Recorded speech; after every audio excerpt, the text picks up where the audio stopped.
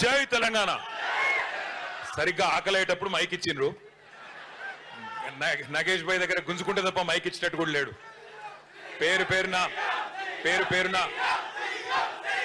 పేరున మీ అందరికీ, మా అక్క చెల్లెళ్లకు, అన్నదమ్ములకు పేరు పేరున మీకు ఆకలి అవుతుంది, నాకు ఆకలి అవుతుంది. జల్దీ ముగించుకుందాం. అందరికీ హృదయపూర్వకంగా నమస్కారం. సభాధ్యక్షులు గౌరవనీయులు సోదరులు గజ్జల నాగేష్ గారు, గౌరవనీయులు మరి దివంగత శాసనసభ్యులు పెద్దలు, మంచి మనిషి, అజాత శత్రువు మా అన్నగారు సాయన్న గారికి, అట్లాగే మా సోదరి దివంగత శాసనసభ్యురాలు శ్రీమతి లాస్యా నందిత, వారిద్దరి ఆత్మలు కూడా శాంతించాలని మనస్ఫూర్తిగా కోరుకుంటూ, మొన్ననే మన పార్టీ నుంచి కంటెస్ట్ చేసిన మన సోదరి సాయన్న గారి కుమార్తె చెల్లెలు నివేదిత గారికి, మరి ఈరోజు మెంబర్షిప్ కార్యక్రమానికి ఇన్ఛార్జిగా విచ్చేసిన తమ్ముడు మన్నే క్రిషాంక్ గారికి, అట్లాగే ఈరోజు మరి కార్యక్రమంలో పాల్పంచుకుంటున్న గౌరవనీయులైన బోర్డు సభ్యులు, మాజీ సభ్యులు సోదరులు మహేశ్వరరెడ్డి గారు, నళిని గారు, లోకనాథం గారు, పాండు గారు, శ్యామ్ గారు, దీనికి ఎవరి పేరు మర్చిపోయినా, అనితా ప్రభాకర్ గారు, అట్లాగే మరి మాజీ మార్కెట్ కమిటీ అధ్యక్షులు గౌరవనీయులు, చెప్తా మర్చిపోలేవు,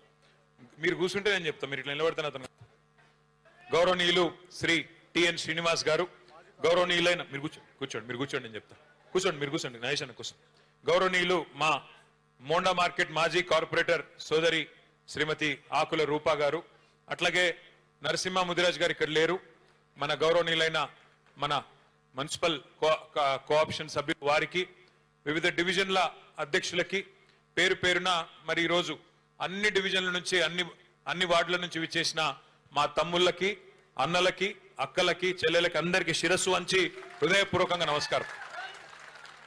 నేను వచ్చింది ముఖ్యంగా రెండు కారణాలతో. ఒకటి, ఈ జూన్ 25 నుంచి ప్రారంభమయ్యే SIR అనే కార్యక్రమం గురించి మీకు కొంత అవగాహన ఉండాలి.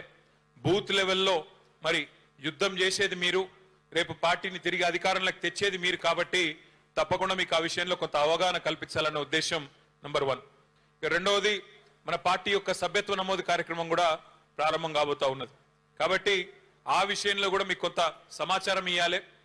దయచేసి తిరిగి పార్టీని అధికారంలోకి తెచ్చుకుంటేనే రాష్ట్రానికి మనకు భవిష్యత్తు ఉంటుందనే మాట మీకు గుర్తు చేయాలన్నది రెండవ ఉద్దేశం.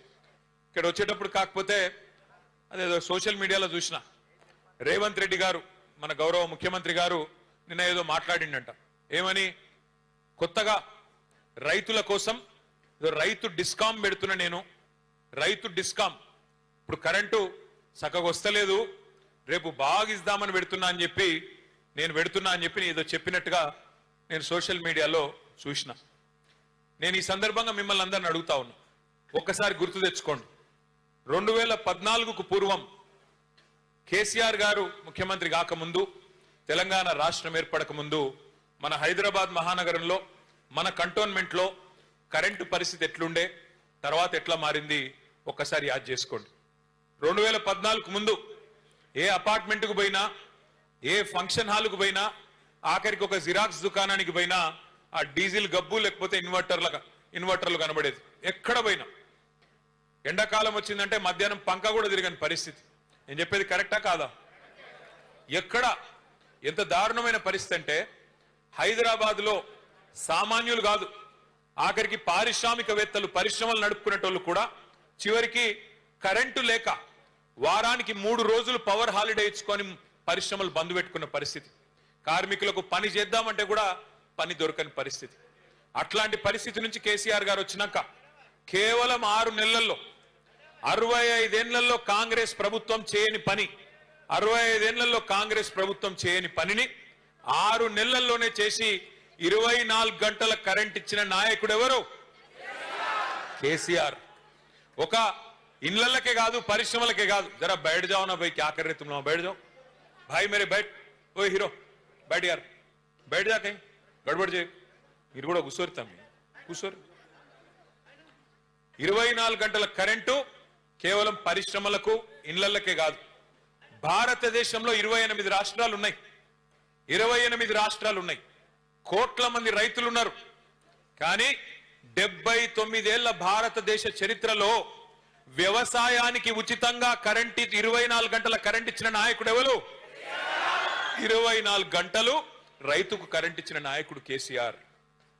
రేవంత్ రెడ్డి గారు ఈ రోజు కాదు, ముఖ్యమంత్రి కాకముందు అమెరికాలో ఒక సమావేశానికి పోయినప్పుడు అక్కడ ఆయన అడిగినారు ప్రశ్న, మరి కేసీఆర్ గారు 24 గంటలు కరెంట్ ఇస్తున్నాడు కదా వ్యవసాయానికి, మరి మీరేం చేస్తారు అని అడిగితే ఆ రోజు రేవంత్ రెడ్డి గారు చెప్పిన మాట, వ్యవసాయానికి 24 గంటల కరెంట్ ఎందుకండి, వేస్ట్, 3 గంటలు చాలు అని చెప్పిండు.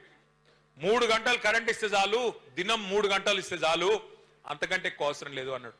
కానీ నిన్న ప్లేటు ఫిరాయించి మాట మార్చి ఏం చెప్తున్నాడు, 24 గంటల కరెంట్ ఇయనికే నేను రైతు డిస్కామ్ పెడుతున్నా, రైతుల కోసం ప్రత్యేకంగా ఎట్లయితే ఎస్పీడీసీఎల్ ఎన్పీడీసీఎల్ ఉంటుందో అట్లాగే కొత్త డిస్కామ్ పెడుతున్నా రైతులకు అంటున్నాడు.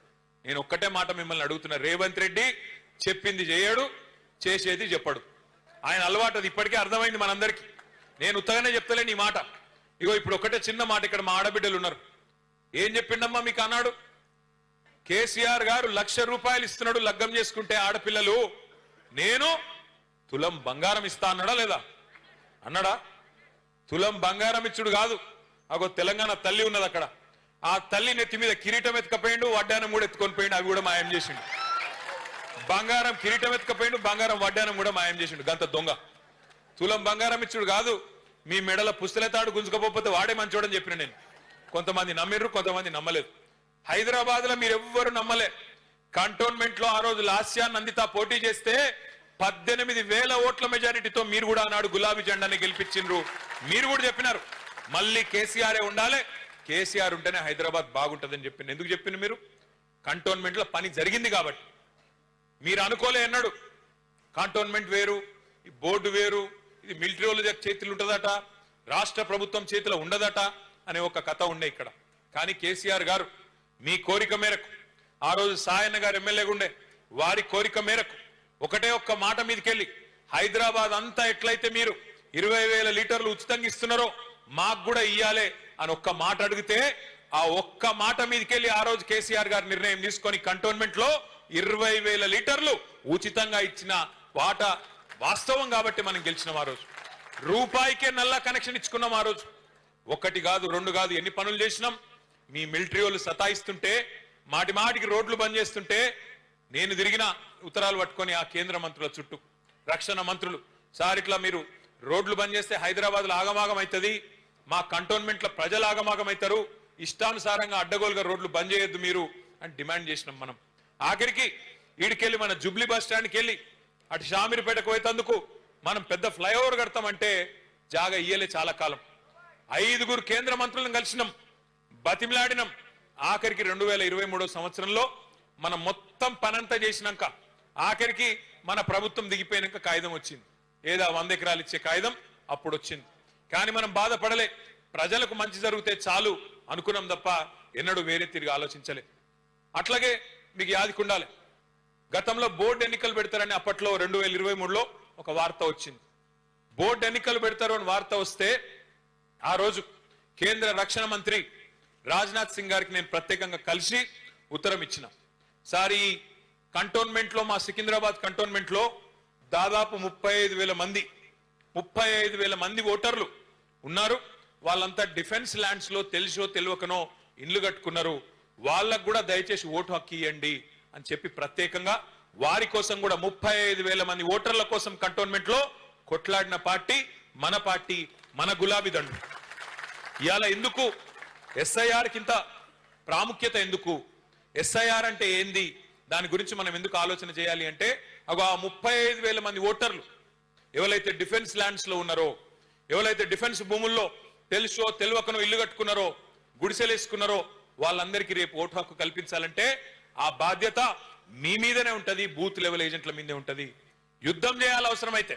యుద్ధం అంటే కత్తులు కట్టర్లతో కాదు, యుద్ధం అంటే కత్తులు తీసుకొని పొడుచుకుని కాదు నేను చెప్పేది. యుద్ధం అంటే ఆర్గ్యూ చేయాలి, హక్కు కోసం కొట్లాడాలి, కోర్టుకు పోవాలి, అవసరమైతే నిలదీయాలి ప్రభుత్వాలను.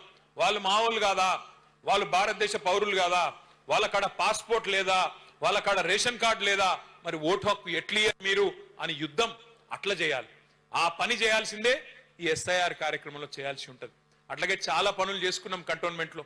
తమ్ముడు చెప్పినట్టు క్రిషాంత్ డబుల్ బెడ్రూమ్ ఇల్లు కట్టుకున్నాం, మల్టీపర్పస్ ఫంక్షన్ హాల్ కట్టుకున్నాం, హైదరాబాద్ లో కరెంటు మంచినీళ్లు ప్రజలు కోరుకునేటి గివే కదా. మోరీలు మంచిగా చేయాలి, పిల్లల కోసం సౌలత్ చేయాలి, ఈ పనులు చేసినాం. అందుకే మళ్ళీ మళ్ళీ గెలిపించింది. కానీ హైదరాబాద్ మొత్తం మనమే గెలిచినాం. ఇక్కడ ఒక్క సీటు కూడా కాంగ్రెస్ కు రాలే 2023లో. కానీ ఊర్లలో నమ్మిండ్రు, అన్ని గివే దొంగ మాటలు చెప్తే నమ్మిండ్రు. ఇలా రైతు డిస్కమ్ అని అబద్ధాలు చెప్తున్నాడు కదా రేవంత్ రెడ్డి. అట్లాగే ఆ రోజు రైతుల గురించి 1 కాదు 2 కాదు 34 హామీలు ఇచ్చిండు. స్వయంగా రాహుల్ గాంధీని పట్టుకొచ్చిండు వరంగల్కు. పట్టుకొచ్చి కేసీఆర్ 10,000 ఇస్తే నేను 15,000 ఇస్తా ఎకరానికి. కేసీఆర్ గారు ₹1,00,000 రుణం మాఫీ చేస్తే నేను 2 లక్షలు చేస్తా. కేసీఆర్ 24 గంటల కరెంట్ ఇస్తే నేను 48 గంటలు ఇస్తా అని నమ్మబలికి రైతు డిక్లరేషన్ అని పెట్టి 34 హామీలు ఇచ్చి, ఎస్సీ ఎస్టీ డిక్లరేషన్ అని సపరేట్ గా పెట్టి, బీసీ డిక్లరేషన్ అని ఇంకో దిక్కు పెట్టి, యువజన డిక్లరేషన్ అని ఇంకో దిక్కు పెట్టి, మైనారిటీ డిక్లరేషన్ అని ఇంకో దిక్కు పెట్టి, మహిళా డిక్లరేషన్ అని ఇంకో దిక్కు పెట్టి మొత్తం చాటభారతం అంతా రాసిండ్రు వాళ్ళ మేనిఫెస్టో. అందులో ఎన్ని రాసిండ్రు హామీలు? 420 హామీలు ఇచ్చిండ్రు. 1 కాదు 2 కాదు 420 హామీలు ఇచ్చిండ్రు. 420 వాదా కరే ఆప్సే. ఈ 420 మాటలు నమ్మి ఆ దొంగ కాంగ్రెస్ కు కొంతమంది ఓట్లేసారు. ఓట్లేసి ఏమైంది? దేశమంతా వదిలించుకున్నారు కాంగ్రెస్ అనే దరిద్రాన్ని. ఒక మన దగ్గర ఆయన తెచ్చి నెత్తి మీద పెట్టుకున్నట్టు అయింది. ఇప్పుడు నెత్తి మీద తెచ్చి పెట్టుకుంటే ఏమైందో ఇప్పుడు అందరూ అనుభవిస్తా ఉన్నారు. రియల్ ఎస్టేట్ డామ్ అన్నది, కొత్త ఇళ్లు కట్టేది లేదు. కంటోన్మెంట్ ఉప ఎన్నిక వచ్చినప్పుడు లాస్యానందిత చనిపోతే ఆ రోజు నివేదిత పోటీ చేస్తే ఇక్కడ ఒక మంత్రి గారు వచ్చిండు ఇన్ఛార్జిగా. ఆయన పేరు పొంగులేటి శ్రీనివాస్ రెడ్డి. కొంతమంది బాంబులేట్ అని కూడా పిలుస్తుంటారు ఆయన. బాంబులు అంటాడు, అన్ని తుస్సుపటాకలు తప్ప ఏం లేవు. బాంబులు మంత్రి ఏం చెప్పిండు? ఆ రోజు డైలాగులు కొట్టిండు. 6,000 ఇండ్లు డబల్ బెడ్రూమ్ ఇండ్లు నేనిస్తా, ఇందిరమ్మ ఇండ్లు ఏదో అన్నాడు. 6,000 ఇండ్లు అన్నాడు. చెప్పి దగ్గర ఇప్పుడు 2 ఏళ్ళు అయిందా? అది ఎప్పుడు మే 2024లో ఎలక్షన్ అయింది. ఏప్రిల్ 2024. 6,000 घर देता हूं बोले. मैं आज सवाल कर रहा हूं. నేను ఇవాళ మంత్రి గారిని అడుగుతున్నా, 6,000 ఇండ్లని డైలాగులు కొట్టినావు కదా కంటోన్మెంట్ లో, 2,000 రూపాయలు నోట్లు ఇచ్చి గెలిచినావు కదా, ఇవాళ 6,000 ఇండ్లు అన్నావు కదా మంత్రి గారు. 6 ఇండ్లు చూపెడతావా ఎక్కడన్నా? నీ ముఖానికి 6 ఇండ్లు 6,000 ఇడిచిపెట్టు. 2 ఏళ్ళు ఒడిచిపోయింది. 6 ఇండ్లు కట్టినావా ఎక్కడన్నా? 6 ఇండ్లు కూడా ఇడిచిపెట్టు. 6 ఇటుక పిల్లలు పెట్టినావా ఎక్కడన్నా? ఇజ్జత్ ఉందా కనీసం మాటలాడితే? ఇక ఈ సిపాయట మనకంటే ఎక్కువ డబుల్ బెడ్రూమ్ ఇల్లు కడతాడట, లేకపోతే పోటీ చేయడట. అరే దమ్ముంటే నేను అడుగుతున్నా రేవంత్ రెడ్డి, నువ్వు చెప్పిన 420 హామీలు అమలు చేస్తా, చెయ్యకపోతే పోటీ చెయ్య అని చెప్పి దమ్ముంటే చెప్పు, బయటకు వచ్చి చెప్పు.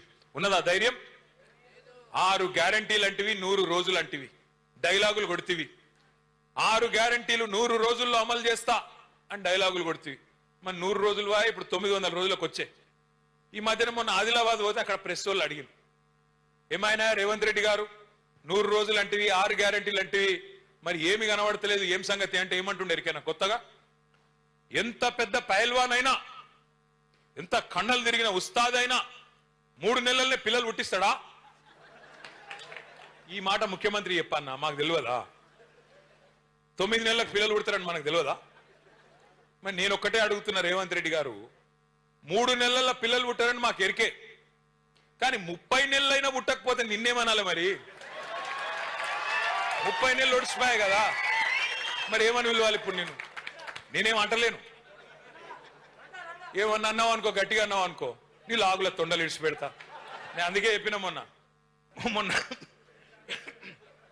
వాళ్ళ తమ్ముని పేరు కొండలరెడ్డి, వీని పేరు తొండలరెడ్డి అని వీటి కూడా సపరేట్గా లొల్లిపోతుందని చెప్పిన.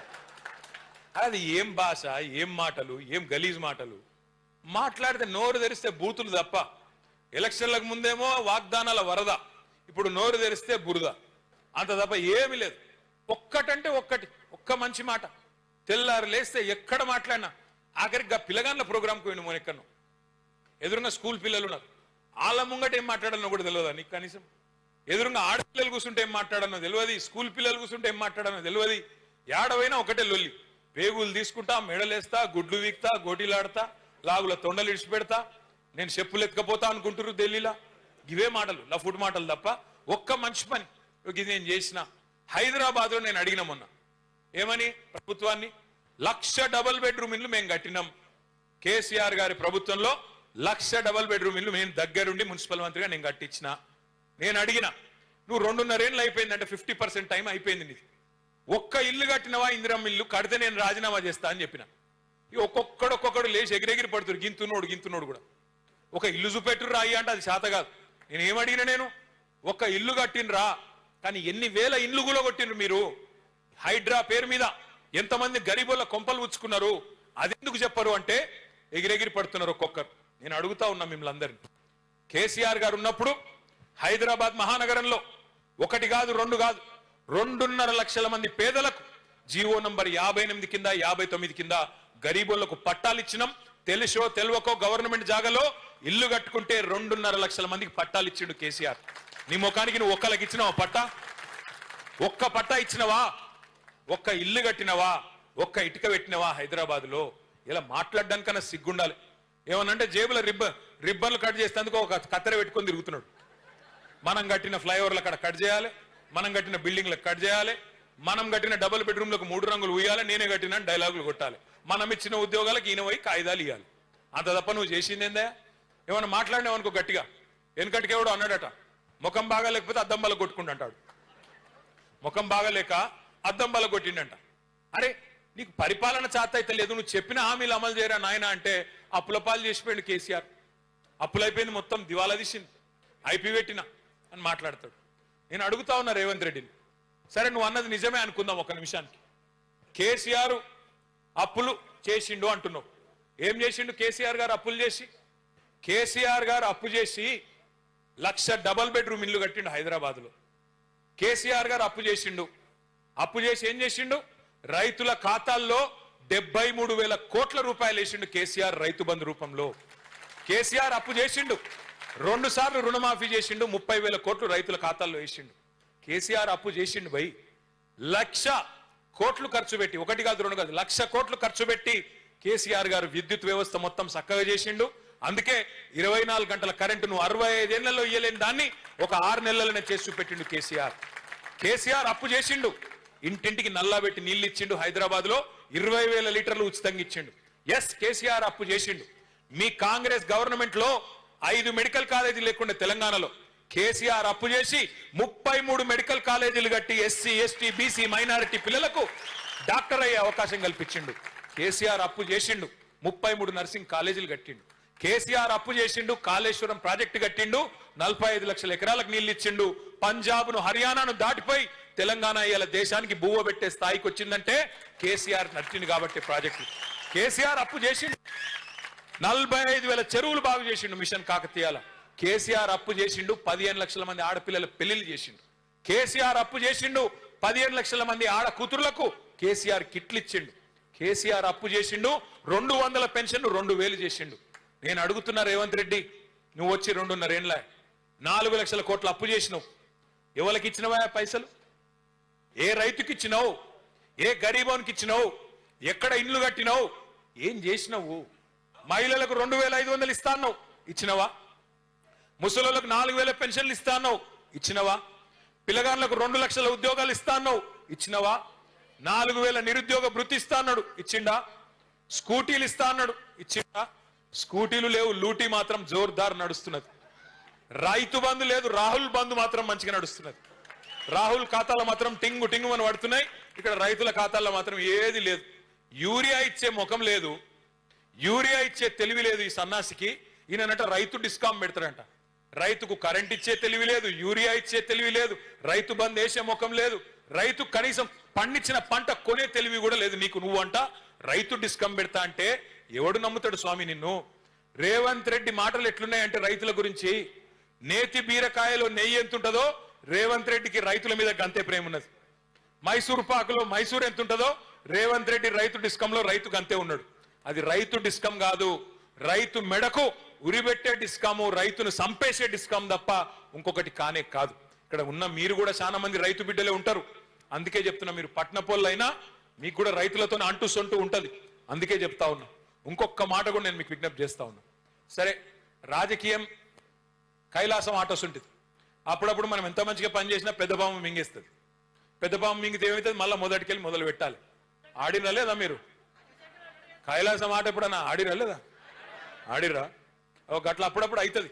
మీరు హైదరాబాద్ వాళ్ళు మంచిగానే ఓటేసారు, కానీ ఊర్లల్లో పాపం నమ్మిన పాపానికి ఇలా వాళ్ళే బాధపడుతున్నారు. అందరికంటే ఎక్కువ వడ్లు కొనేటోడు లేడు, మక్కలు కొనేటోడు లేడు, సంచులు ఇచ్చేటోడు లేడు.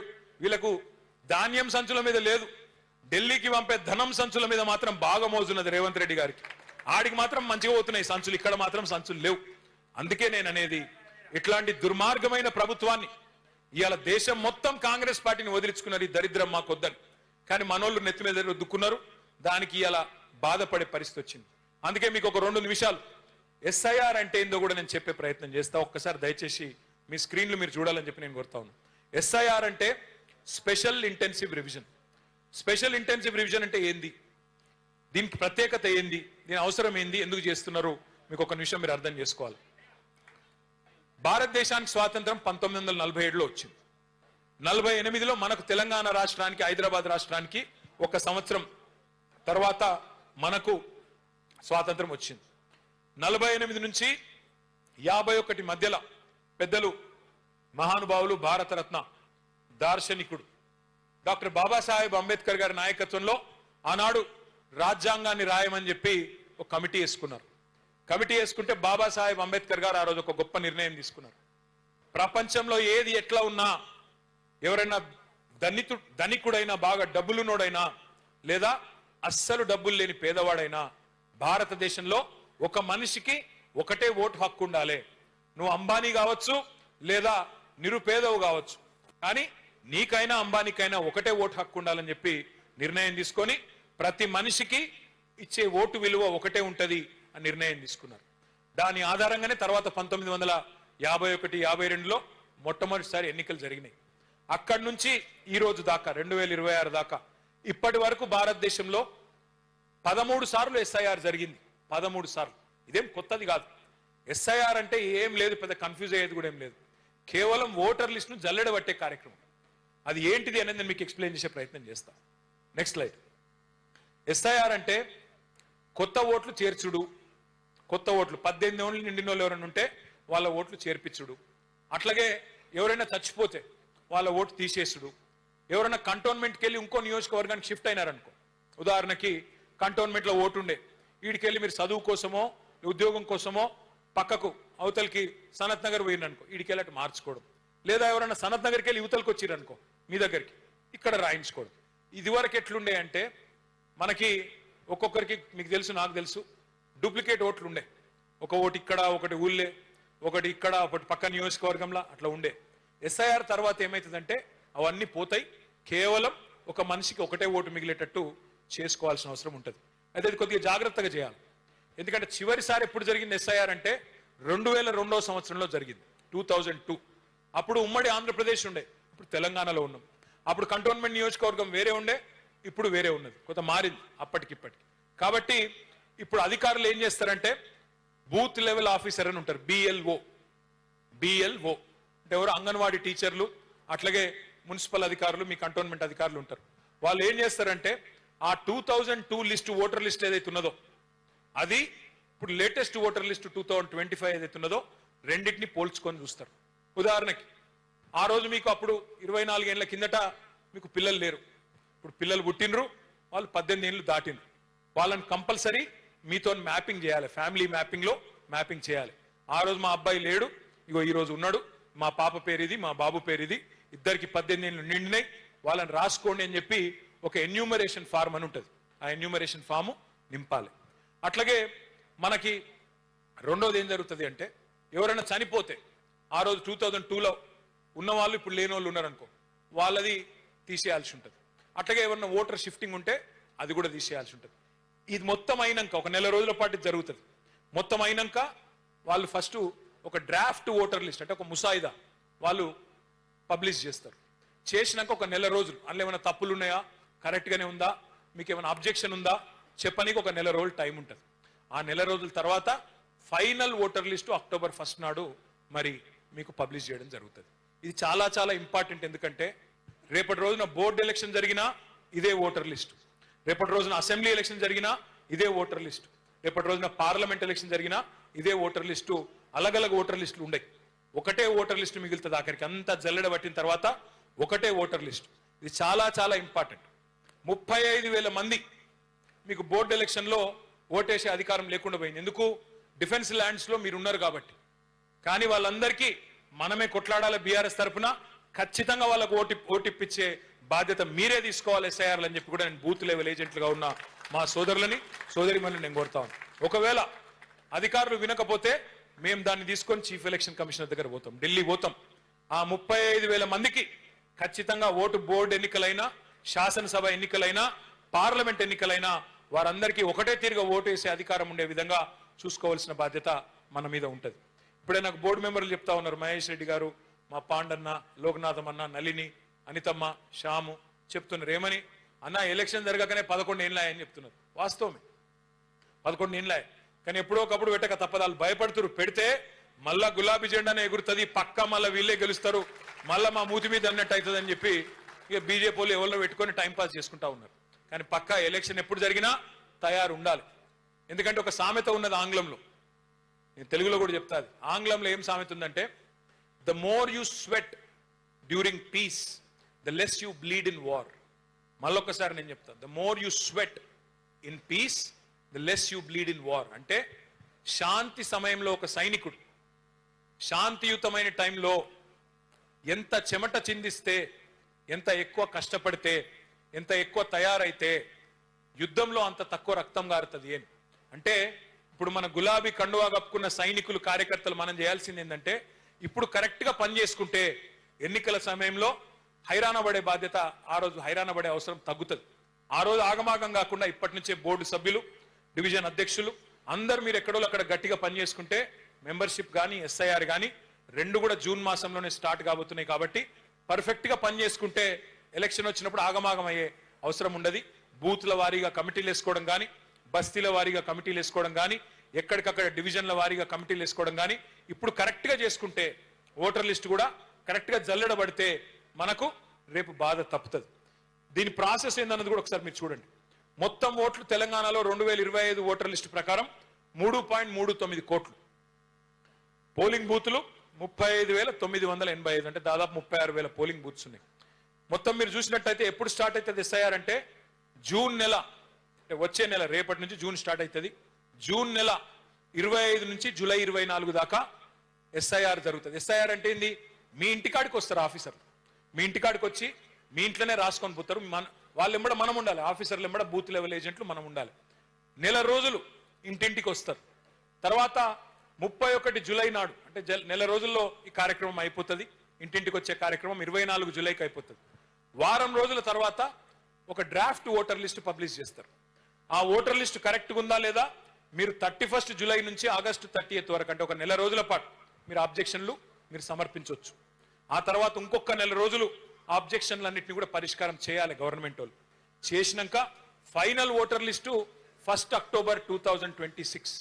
ఇది చాలా చాలా ఇంపార్టెంట్. 2026 1 అక్టోబర్ నాడు ఫైనల్ ఓటర్ లిస్టు పబ్లిష్ చేయడం జరుగుతుంది. నెక్స్ట్,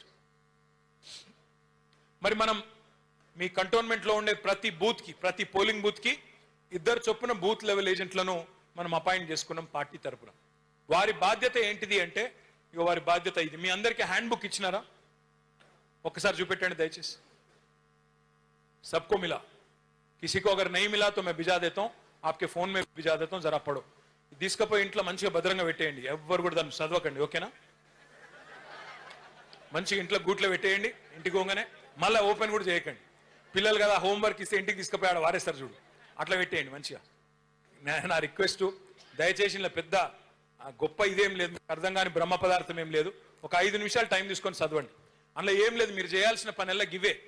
ఒకటి, ఆ బిఎల్ఓ నెంబరు, బిఎల్ఓ ఎవరైతే ఆఫీసర్ ఉంటారో వారెంబడ మనం కూడా పోవాలి, ఇంటింటికి పోవాలి. బూత్ లెవెల్ అంటే మీకు 1000 ఓట్లు ఉంటాయి.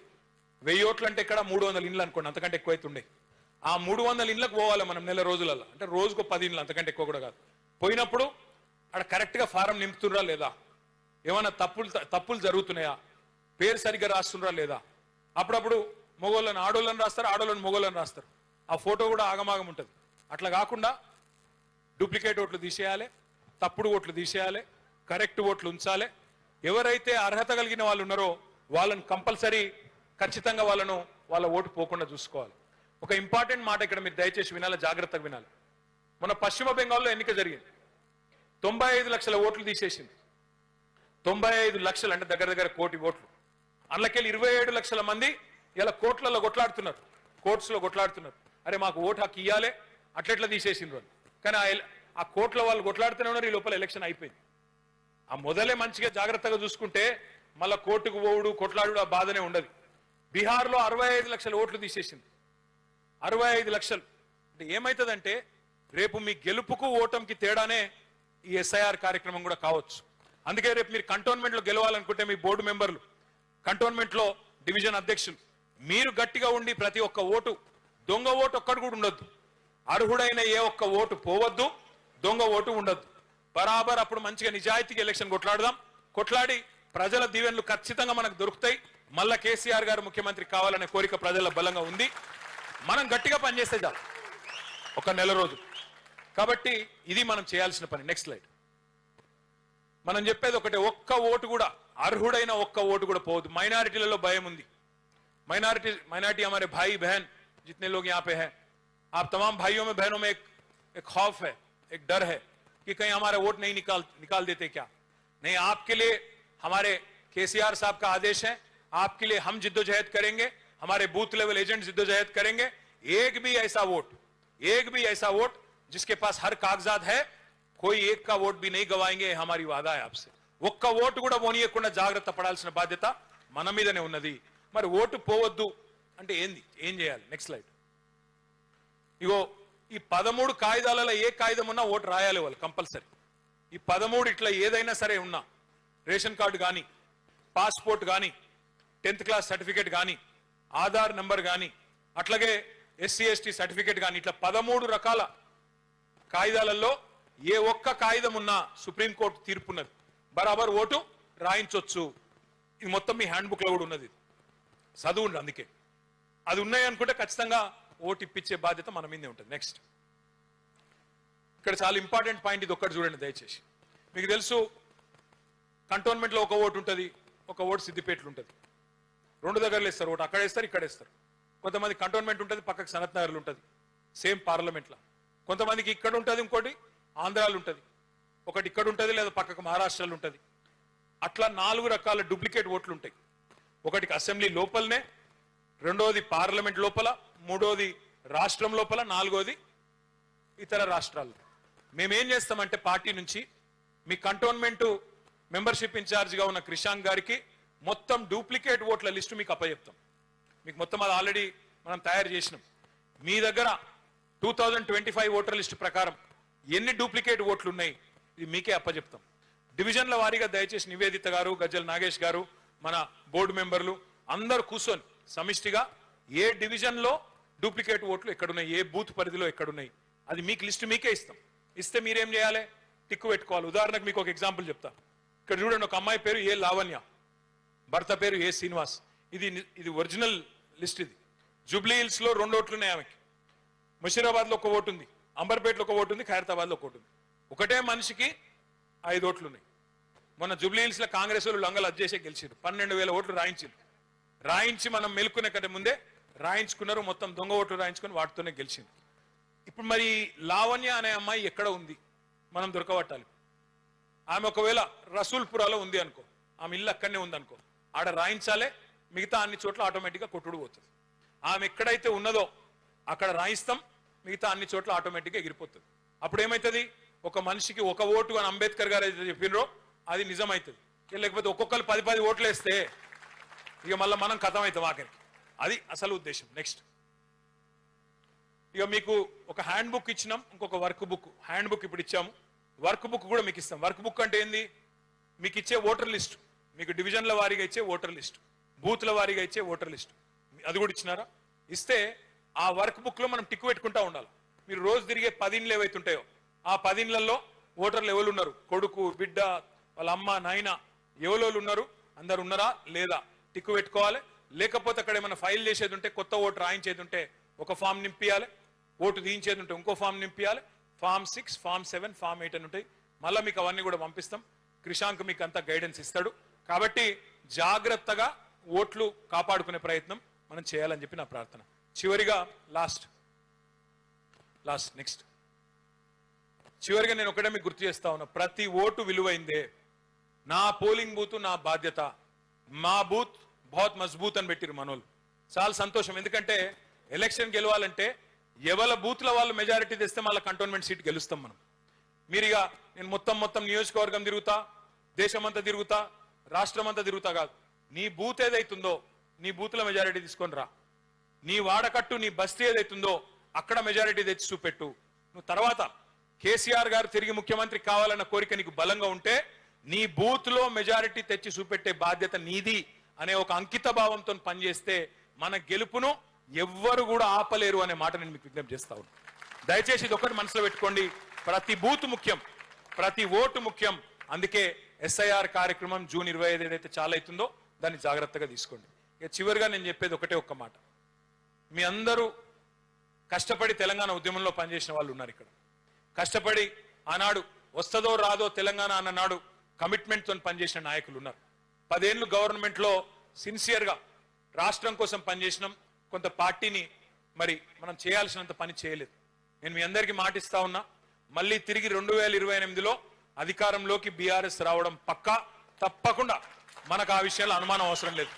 ఈసారి కష్టపడ్డ మా సోదరులు సోదరిమణులు ఎవరెవరైతున్నారో ప్రతి ఒక్కరిని పర్సనల్ గా మీ బాగోగులు, మీ బాధ్యత, రేపటి రోజున మీకు అవకాశాలు ఇవన్నీ కూడా చూసుకునే బాధ్యత నేను తీసుకుంటా. ముఖ్యంగా మా కార్యకర్తలు ఎవరెవరైతే ఇవాళ కష్టపడుతున్నారో, కష్టకాలంలో నాతో ఉన్నారో మర్చిపోను. కొంతమంది వెళ్ళిపోయారు నాయకులు, పర్వాలేదు, కుండ వలిగితే వలిగింది కానీ కుక్క బుద్ధి తెలిసిందని పోతే పోయింది. పోయిన దరిద్రం పోని వదిలించుకుందాం. కానీ ఉన్న వాళ్ళు నికార్సైన వాళ్ళు ఎవరైతున్నారో వాళ్ళని కాపాడుకుందాం, కలిసి కట్టుగా ముందుకు పోదాం. ఎలక్షన్లు వచ్చినప్పుడు క్యాండిడేట్ ఎవరో చూసుకుందాం. ఇంతకుముందు ముగ్గురు కూడా బాగా మాట్లాడినారు. నివేదిత బాగా మాట్లాడింది, నగేష్ గారు బాగా మాట్లాడినారు, క్రిషాంక్ బాగా మాట్లాడినాడు, తమ్ముడు ఎర్రలో శ్రీనివాస్ ఇక్కడ లేడు. ఆశ అందరికీ ఉండొచ్చు, నేనంటే నేను పోటీ చేస్తాను. కానీ ఎవరు పోటీ చేయాలో కేసీఆర్ గారు అన్ని సర్వేలు చూసిన తర్వాత ఆ రోజు నిర్ణయం తీసుకుంటారు. అప్పటి పంచాయతీ అప్పుడు పెట్టుకుందాం. ఇప్పటి నుంచి పంచాయతీలొద్దు, గ్రూపులొద్దు, కొట్లాడుకుండొద్దు. అందరిది ఒకటే గులాబీ జెండా, అందరం కలిసికట్టుగా కదం దొక్కుదామని మళ్ళొకసారి మీకు విజ్ఞప్తి చేస్తూ, పేరు పేరున ఆకలి అవుతున్నా కూడా ఓపికగా ఉన్నందుకు